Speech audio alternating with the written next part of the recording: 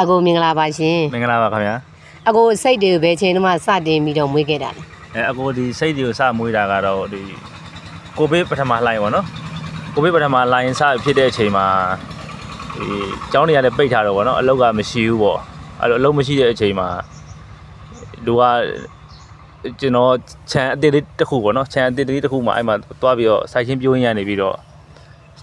့ကျွန်တော်နေဖို့နေရာပေါ့ဗျာရှင်းရှင်းပြောရရင်တော့အဲ့ဒီနေဖို့နေရာလေးမှာသွားပြီးအိမ်အသေးဆောက်တဲ့အချိန်မှာကျွန်တော်ပထမဆုံးသီးပင်စားပင်တွေစိုက်တာပေါ့နော်သီးပင်စားပင်တွေစိုက်တော့အဲ့ဒီသီးပင်စားပင်တွေကို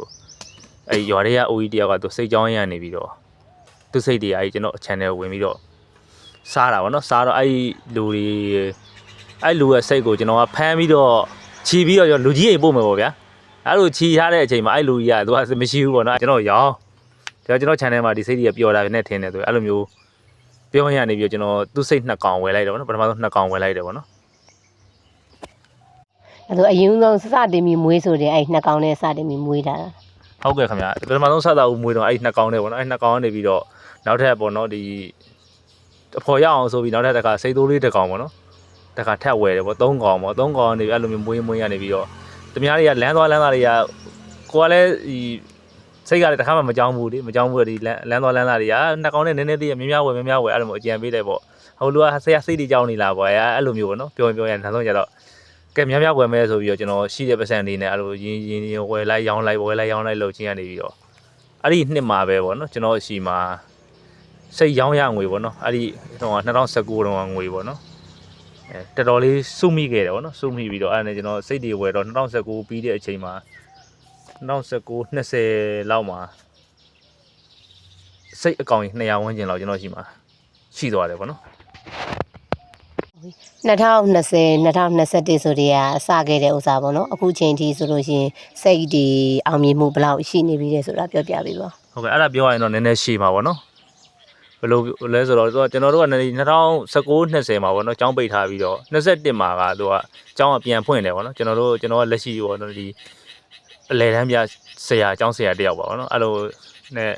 အဲ့စိတ်ကောင်းရင်200လောက်ဆိုတော့ကျွန်တော်တယောက်တည်းမနိုင်တော့ဘယ်လိုလုပ်ရလဲဆိုတော့အဲ့မှာကျွန်တော်ရွှေမျိုးတွေရှိကိုတရားအကောင့်ဒီပထမတော့ကျွန်တော်တယောက်တည်းကျောင်းနေရပါတော့ဒီအကောင့်ရင်200ဝန်းကျင်လောက်ကိုကျွန်တော်တယောက်တည်းကျောင်းနေသွင်းနေပေါ့နော်အဲ့နောက်ဆုံးကျတော့မနိုင်တော့ဘူးပေါ့နော်ကျောင်းနေရလည်းပြန်ဖွင့်တော့မယ်ဆိုတဲ့စကားတွေကတက်ကြားလာတယ်2021မှာဆောင်းမိုးပွဲကြီးမှာတာဟုတ်2021 22ပညာသင်နှစ်မှာဆောင်းမိုးပွဲဂရိတ်ဆောင်းမိုးပွဲတစ်ခုလုပ်လိုက်သေးတော့အဲ့မှာကျောင်းပြန်တက်ရတာပေါ့နော်ကျောင်းပြန်တက်ရတယ်ကျွန်တော်ဒီမှာစိတ်တွေကမနိုင်ကျွန်တော်ကိုယ်တိုင်လုံးလို့မရတော့ဘူးကျောင်းသွားလိုက်ကျောင်းပြန်လိုက်ဆိုတော့အဲ့မှာအစင်မပြေတော့အများကြီးရှိကိုခွဲပေးရတော့ကျွန်တော်ကိုယ်ပိုင်လုံနေတော့ကတော့ဒီအကောင့်200လောက်ကကိုယ့်ဘာကိုယ်ဆိုနိုင်နေတယ်ပေါ့နော်တများရှိကြတော့တများတွေကစိတ်ကူးမှဆောက်ကြစိတ်ကြောင်းနေဆိုတာလေလွယ်တဲ့ကိစ္စမျိုးမဟုတ်ဘူးပေါ့နော်ဒီဒါကလုံဘူးတဲ့လူမှပဲသိတာပေါ့နော်ဒါတွေကိုအကျယ်ချက်ပြီးပြောနေမယ်ဆိုရင်တော့အတားကြီးရှည်သွားလိမ့်မယ်ပေါ့စိတ်ကြောင်းတာကတော့ပြောရမယ်ဆိုတော့လွယ်တဲ့ကိစ္စတော့မဟုတ်ဘူးပေါ့နော်အဲ့လိုမျိုးတများတွေရှိကိုခွဲပေးလိုက်တယ်ပေါ့နော်စိတ်တွေကို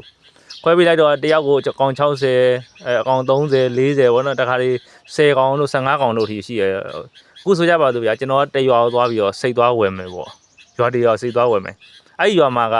ဒီဆရာကြီးစိတ်မွေးဘွက်ကလေးလိုချင်လို့ပါလို့ပြောတယ်လို့ရှိရင်ကျွန်တော်ရတဲ့စိတ်ကိုအဲ့မှာပဲကျွန်တော်မွေးဘွက်ပေးခဲ့လိုက်အဲ့ဒီရွာမှာပဲတယောက်နေတော့ယုံကြည်မှုနဲ့ပဲအလုပ်လုပ်တယ်ပေါ့ဗျာအဲ့မှာမွေးဘွက်ပေးခဲ့လိုက်တယ်အချိန်တန်းကျခွဲတဲ့အခါကျတော့ तू ကစိတ်မွေးဘွက်ပေးတယ်ဆိုတာကဒီစိတ်မာကြီးကကိုယ့်ရဲ့စိတ်မာပဲစိတ်မိုက်တကောင်ဝယ်လိုက်လို့ဆိုရအောင်2သိန်းကြမလား3သိန်းကြမလားအဲ့စိတ်မိုက်ကြီးကကိုယ့်ရဲ့စိတ်မှာပဲပေါက်တာနဲ့သားကတော့တယောက်တော့ဘော2ကောင်ပေါ့ချင်းတယောက်တစ်ကောင်ပေါ့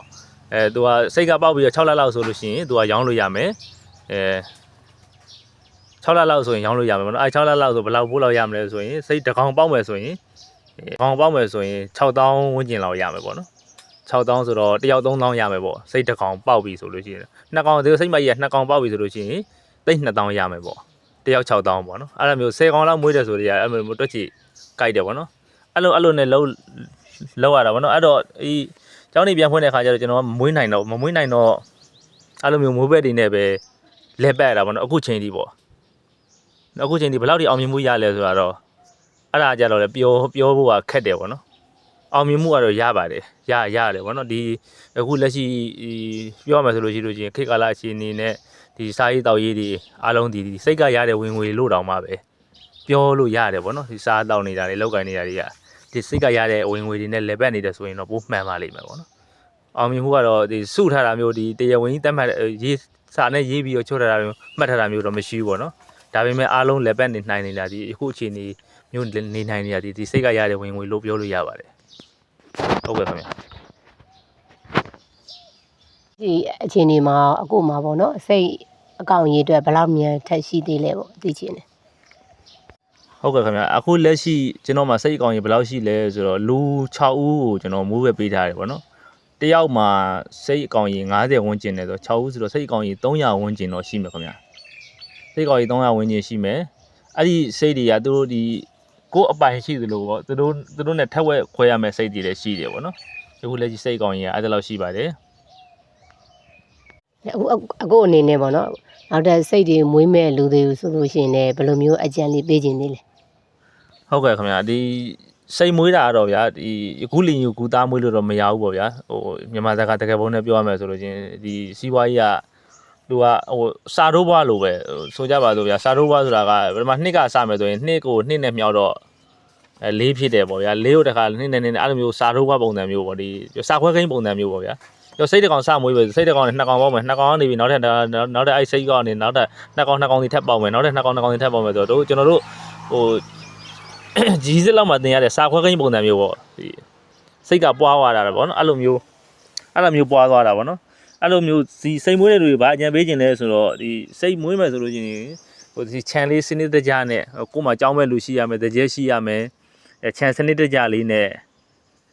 လုံးမယ်ဆိုရင်ဒီစီးပွားရေးအောင်မြင်တဲ့စီးပွားရေးတစ်ခုပါနောက်တစ်ချက်အနေနဲ့ကဘာပြောချင်လဲဆိုတော့အခုချိန်မှာဆိုလို့ရှိရင်ဒီချင်းငွေပေါ့နော်ဒီမွေးမြူရေးအတွက်ချင်းငွေတွေလည်းထုတ်လို့ရပါတယ်ပေါ့ထုတ်လို့ရဆက်တော့လုပ်ငန်းတွေလုပ်ချင်တဲ့လူတွေအတွက်အဲ့ဒီ